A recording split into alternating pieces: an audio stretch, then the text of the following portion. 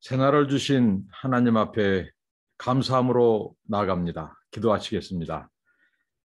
하나님 아버지, 오늘 또 새 아침 주셔서 감사합니다. 지난밤도 저희들 편안한 잠 자게 해주시고 깨워주셔서 감사합니다. 하루의 첫 시간을 구별하여 드리고 하나님을 높입니다. 영광 받으시고 우리 가운데 임하셔서 말씀하옵소서. 우리에게 등불을 켜어 주옵소서. 예수님의 이름으로 기도하옵나이다. 아멘. 다 같이 찬송가 246장입니다. 나 가난 목지 귀한 성에 246장입니다. 나 가난 목지 귀한 성에 들어가려고 내 중한 짐을 벗어버렸네. 체중에 다시 방황할 일 전혀 없으니 저 생명 시냇가에 살겠네. 길이 살겠네. 나 길이 살겠네. 저 생명 시냇가에 살겠네. 길이 살겠네. 나 길이 살겠네. 저 생명 시냇가에 살겠네. 그불과 구름 기둥으로 인도하시니 나 가는 길이 형통하겠네. 그 요단강을 내가 지금 건넌 후에는 저 생명 시냇가에 살겠네. 길이 살겠네. 나 길이 살겠네. 저 생명 시냇가에 살겠네. 길이 살겠네. 나 길이 살겠네. 저 생명 시냇가에 살겠네. 내 주린 영혼 만나로서 먹여주시니 그 양식 내게 생명 되겠네. 이후로 생명 양식 주와 함께 먹으며 저 생명 시냇가에 살겠네.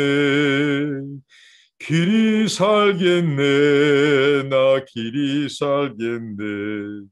저 생명 시냇가에 살겠네. 길이 살겠네. 나 길이 살겠네. 저 생명 시냇가에 살겠네. 아멘. 예, 하나님의 말씀은 구약성경 잠언 10장 18절부터 32절 말씀입니다. 잠언 10장 18절로 32절까지입니다. 미워함을 감추는 자는 거짓의 입술을 가진 자요 참수하는 자는 미련한 자니라. 말이 많으면 허물을 명기 어려우나 그 입술을 제하는 자는 지혜가 있느니라.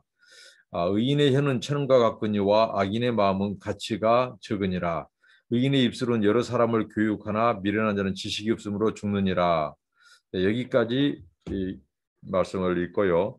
계속해서 말씀을 나누도록 하겠습니다. 어제와 오늘 이 잠언의 말씀은 의인과 악인을 대조하고 지혜로운 자와 어리석은 자를 대조합니다.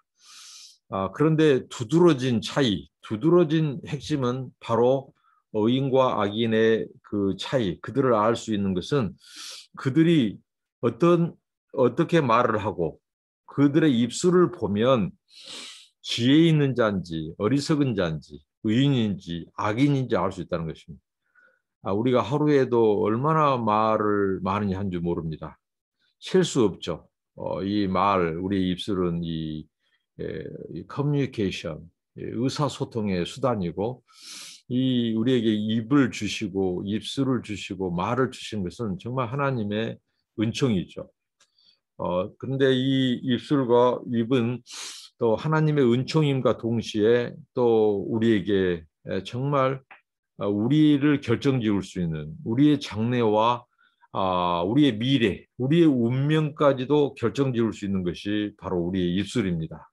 그래서 이 지혜자 솔로몬은 그 아들들에게 오늘 우리 후세대를 사는 우리 신앙인들에게 이 입술을 얼마나 소중히 여기고 지켜야 될 것인지, 우리의 말의 사용에 대해서 엄중하고 신중하게 계속해서 권면해주고 있습니다. 오늘 말씀의 시작도 결국은 우리 입술에 대한 가르침부터 시작되죠.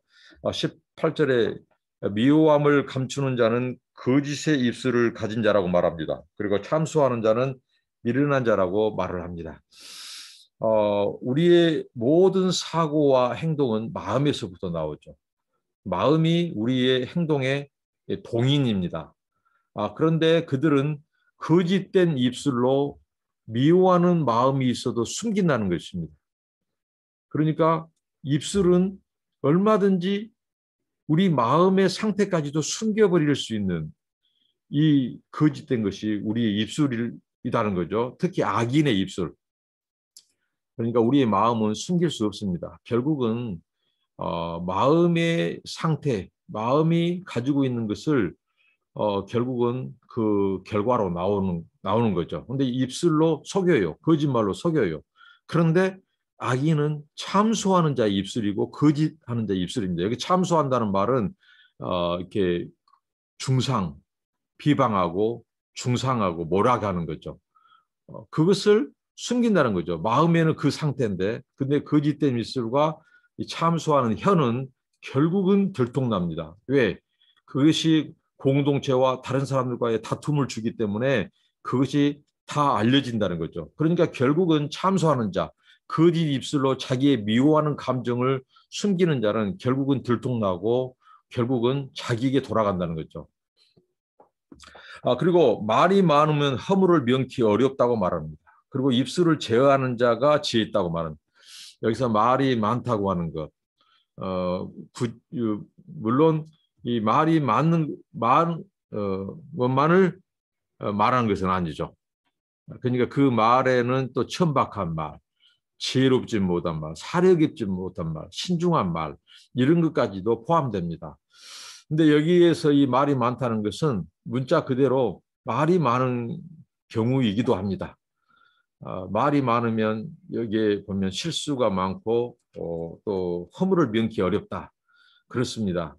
우리가 이 혀를 지키지 못하고 제어하지 못한다면 이 입술을 제어하는 것. 이게 입은 무겁게 할수록 좋습니다.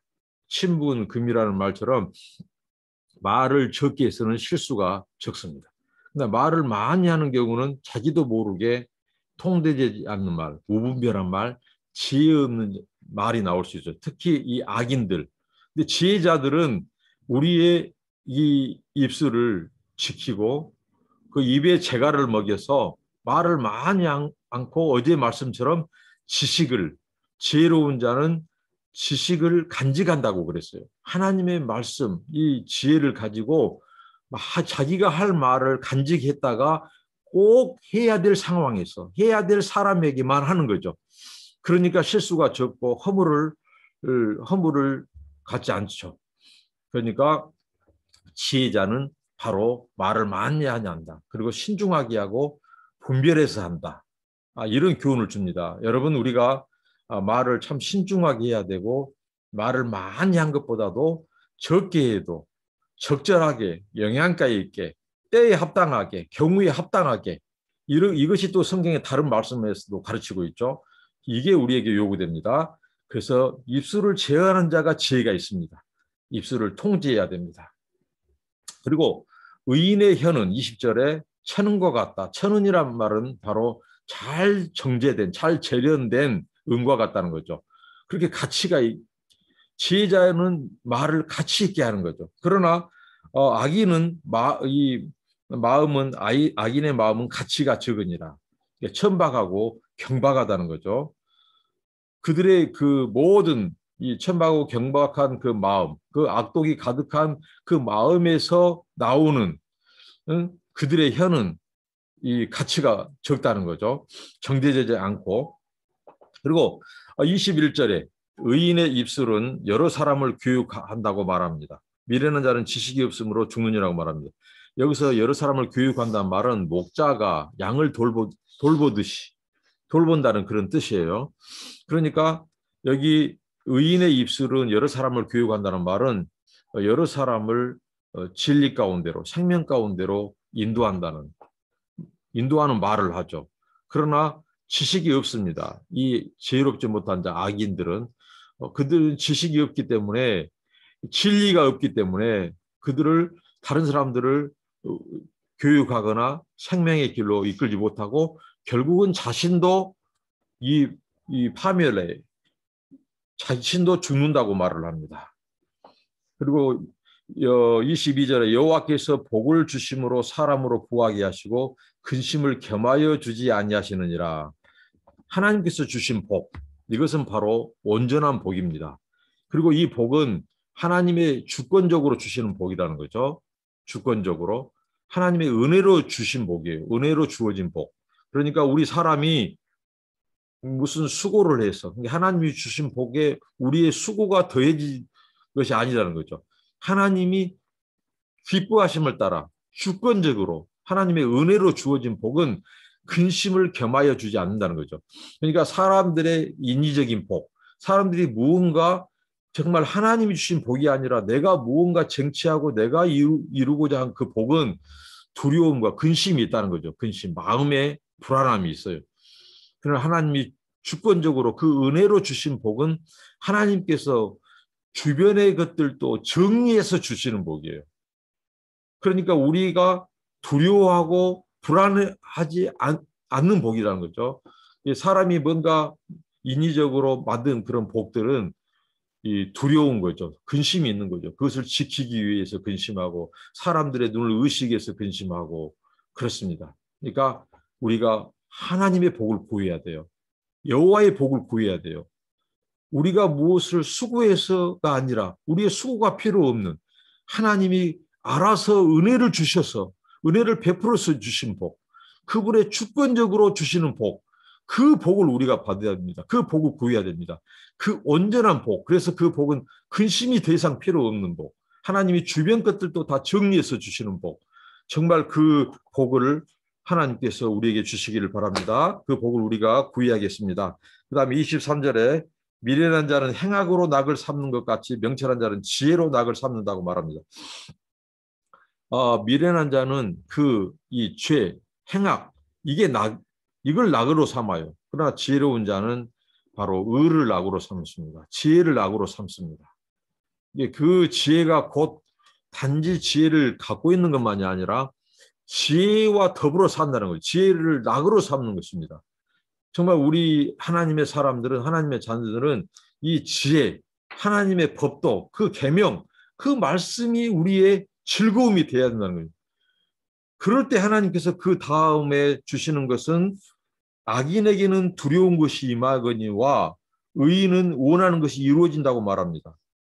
미련한 자는 행악으로, 이 죄가 낙이에요. 그런 자들에게는 결국은 두려움이 임한다는 겁니다. 하나님께서 우리 인간에게 주신 그 은총 중에 하나가 두려움입니다. 왜 두려움이 은총이 되는가?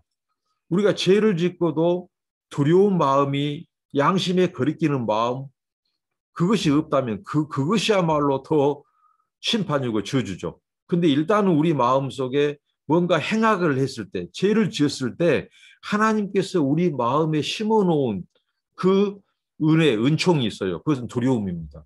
그러니까 죄악의 결과로 주어진 것이 두려움이에요. 그래서 아담과 하와는 그 두려워서 하나님을 피했죠. 근데 이게 하나님의 은총이고 은혜입니다.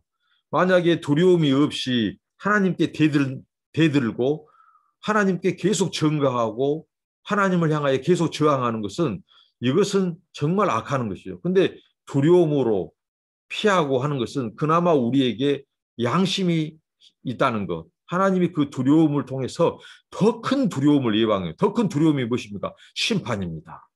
그러니까 이 악인들은 그 두려움, 이런 다른 타인이 자기들에 대한 이 보복, 이런 두려움에서 오는, 그런 보복에서 오는 두려움, 이런 것들로 인하여 이제 그들이 두려워하는데, 결국은 그 두려움이 임한다는 것은 장차 그들에게 이 하나님의 이 심판, 임할 것을 말합니다. 그러나 지혜로운 자, 의인들은 하나님의 지혜, 하나님의 계명, 법도 그 도가 낙입니다. 그래서 그들에게는 하나님의 뜻에 합당한 것을 구하고 하나님이 기뻐하신 것, 하나님이 인정하는 삶을 살려고 해요. 그것을 마음에 소원을 둬요. 그렇기 때문에 그 소원이 하나님 안에서 이루어진다는 것입니다. 그리고 25절에 해리바람이 지나가면 악인은 없어져도 의인은 영원한 기초 같으니라. 자, 해리바람은 바로 이 해오리바람은 바로 빼앗아가는 바람, 앗아가는 바람. 특별히 성경에서는 심판으로 상징하죠. 이 해리바람이 앗아갈 때 그때 의인은 요동하지 않는다고 말합니다. 왜 의인은 요동하지 않을까요? 그 기초가 하나님의 의에 기초하기 때문이고 또 하나님의 말씀과 지혜와 법도에 뿌리박고 있기 때문에 하나님의 심판의 날에도 요동하지 않아요. 오히려 의인은 하나님의 심판의 날이 유로의 날이고 하나님께서 구원을 베푸는 날이에요. 그러나 악인에게 그 하나님의 심판의 날, 해오리 바람이 부는 날은 겨와 같이 날아가 버린 하나님의 심판이 임하는 것이에요. 왜? 그들은 기초가 하나님의 말씀에 뿌리내지 않기 때문입니다. 겨와 같다고 말합니다. 이 악인들의 그 부귀영화는 겨와 같습니다. 하나님이 심판의 해오리 바람을 부를 때 다 날아가 버릴 것입니다. 다 소멸되고 태워져 버릴 것입니다. 자취도 없이 흔적도 없이 사라져 버릴 것입니다. 그렇기 때문에 우리는 기초를 어디에 두냐? 우리의 의가 아니라 하나님의 의, 하나님의 약속, 그 말씀, 그 진리의 기초를 둘 때 우리는 요동하지 않습니다. 환란이 와도 요동하지 않습니다. 흔들리지 않는 것. 하나님의 심판이 와도 그 심판의 날에 오히려 의인에게는 상을 베푸시고 구원과 생명을 베푸신 것이 하나님의 약속입니다. 그리고 26절에 게으른 자는 그 부리는 사람에게 마치 초 같고 눈의 연기 같으니라. 참 귀한 말씀 자문입니다. 그러니까 이 게으른 자는 이 부리는 자, 그러니까 고용주, 사장님, 그분들에게 일을 시키는 자들에게 이 게으른 자는 초 같다는 거예요. 초. 당시 고대 근동에는 초 중에서 아주 강한 산성의 초가 있어요. 그것은 바로 포도주가 발효돼 가지고 오래돼서 그 소위 말한 식초가 된 초포도주가 있습니다. 그것은 굉장히 산도가 높고 강합니다.